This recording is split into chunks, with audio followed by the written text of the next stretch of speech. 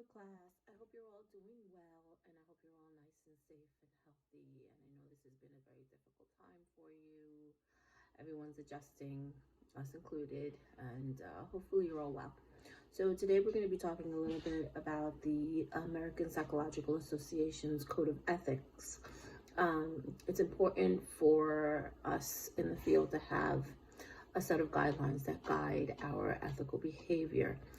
This way, all psychologists and students pursuing a degree in psychology follow a common set of guidelines. And this is really important because it eliminates any problems that might arise when people start to use their own personal standards to guide their professional behavior. I'm sure that you can think of multiple situations where maybe you and your friends have been chatting and one person thinks that someone's course of action was inappropriate and the other person thinks that the course of action was fine. And in your personal life, I mean, as long as you're not committing crimes, it's okay for people to function using their own set of moral guidelines and ethical codes. But in a profession where we are helping people, some of whom are vulnerable, sometimes people that receive services from psychologists are depressed, they're anxious, they're suicidal, they've lost their grips on society and reality, and that makes them vulnerable. And when someone is in a vulnerable position, sometimes they don't make the right decisions, or sometimes they don't see things clearly, and it's important that we have a common set of guidelines so that those people are not taken advantage of. The other thing to remember is that as psychologists, we wear many hats, we provide services, clinical services to people. We also conduct research. We also serve as consultants, and we're teachers, right? So we want to make sure that we also protect the rights of those who come to us in those other capacities as well. We don't want to violate the rights of our research participants. We don't want to violate the rights of our students. And we want to be fair and honest and competent when we serve as consultants and when we function in any of these other capacities that I've just mentioned, right? So I hope you've had a chance to take a look at the 2002 Code of Ethics, which is the current model that we're using. Yes, I agree. It's 2020 and soon there's going to be a revision. It's way overdue. But as of now, we're functioning with the 2002 Code of Ethics, and I hope you did have a chance to read it. The preamble, which is the beginning part, does three major things. It describes the range of services that psychologists provide, and that's basically what I just mentioned. We serve as clinicians. We serve as consultants. We function as college professors, graduate professors. We have interns that we guide and mentor, and we function as researchers. Those are our major goals and functions as psychologists, right? To work in those capacities. And as I mentioned earlier, the purpose of the code is to make sure that we all have the same set of guidelines that we use when we are functioning as a psychologist or as a student of psychology. And the next thing that the preamble does is it identifies the general principles, and these general principles are intended to be aspirational in nature. By that we mean that they're goals, and that these goals are put in place to encourage the highest level of ethical conduct. And if we always keep these guidelines, these general principles in mind, chances are that we're going to be behaving ethically. Okay, so the first general principle, there's 5 of them. The first one is beneficence and non-maleficence, and that's kind of a little bit of a tongue twister, right? It basically means to do good and do no harm. Beneficence meaning do good, non-maleficence meaning not to do harm, right? So in all our capacities, we try to make sure that we're doing good and that we're not doing any harm. Usually when there is harm, it's unintentional, but nonetheless it is harm. So for example, if we enter into what we refer to as a dual relationship with someone, it may cloud our judgment. And then we might be harming our participants. So for example, if a psychologist was to become romantically involved with one of their patients, it might cloud their judgment, and they may not see symptoms that are really truly there, or the patient who now is romantically involved with the therapist may not take their advice in the same way as they would as if it was a counselor who they didn't have a romantic relationship with. Another example might be if you enter into a dual relationship with your student. You know, if you have a baby and your student says, hey, I can babysit for you, okay, well, there may be some unintentional harm that might come, okay? For example, this student might be in your class and he or she may be the only one who obtains an A on a paper. And how does the rest of the class feel? The rest of the class, if they know that this person is your babysitter, they may feel somehow that you've been unfair, that you've given this student, favoritism.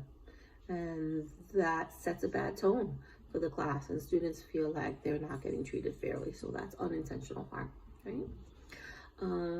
Years ago, we've talked about some of the horrendous things that took place at mental facilities where patients were lobotomized or heavily sedated as a form of treatment.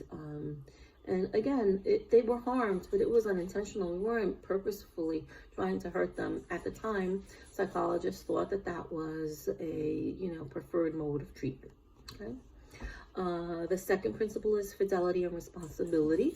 That basically means making sure that you demonstrate competence, that you don't practice outside of your level of expertise, okay?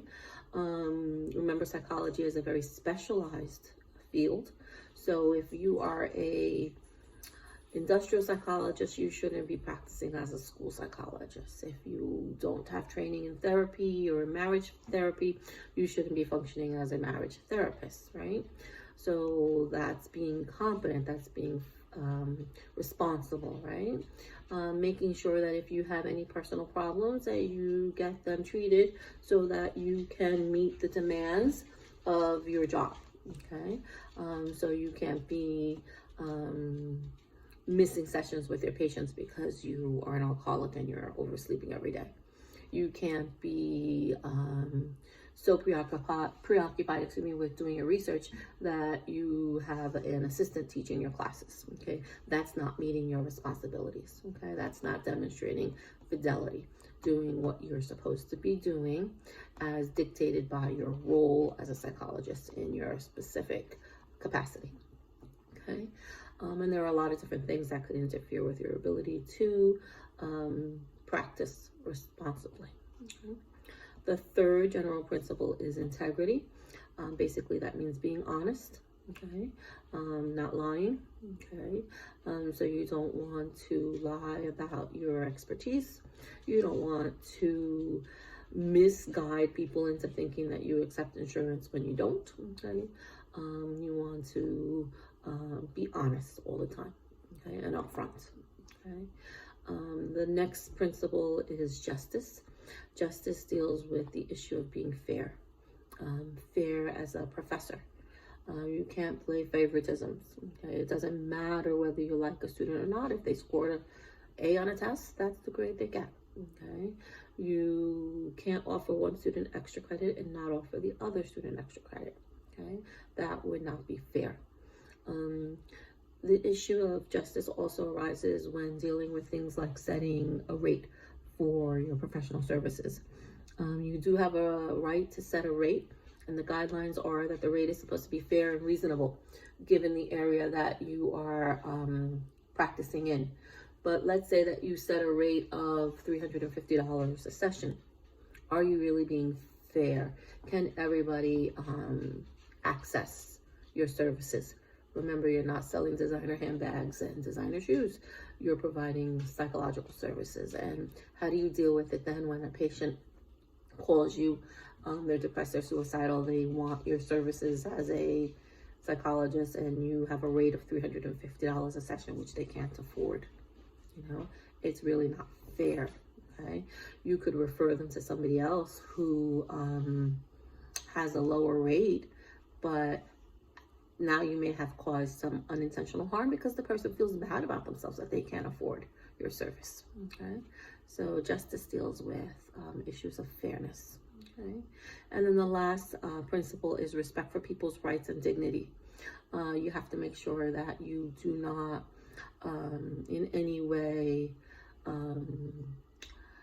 show racism or any kind of discrimination based on gender, sexual preference, socioeconomic status, religion, etc. You want to make sure that you respect people and treat them as humanely as possible. And that's very important, because sometimes people are going to come and they're going to share information with you that they're very embarrassed about, stuff that you may have personal opinions about. For example, you may be treating a man who has a fetish that you think is disgusting, or you may be treating someone who is trying to fight some sexual urges that he or she may have towards minors, and you may have your own preconceived ideas about individuals who have those urges, and you have to make sure that you don't let any personal opinions or biases that you have creep into the opinions and the advice and the services that you provide for this population or any other population. Okay, so those are the general principles. The next part of the APA Code of Ethics goes into discussing the ethical standards. So read through those. There are 10 ethical standards resolving ethical issues, competence, human relations, privacy and confidentiality. That's a really interesting one. It deals with making sure that information that clients and students and research participants share with you remains confidential and private. It also discusses the limits to confidentiality. We do have a duty to protect, and therefore there are certain things that psychologists have to report that supersede the limits of confidentiality. Usually that deals with suicide, homicide, and child abuse. Okay, so if you have a patient who tells you he's going to kill his wife, okay, you have a responsibility to report that. You can't wait till the guy kills his wife and then say, oh, I knew it. Okay, but read that section. That's really, really interesting. Advertising and public statements is another ethical standard.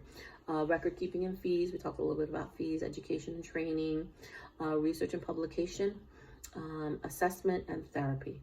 So read through those, and while you're reading those, keep the five principles that we talked about, and email me if you have any questions. Stay well.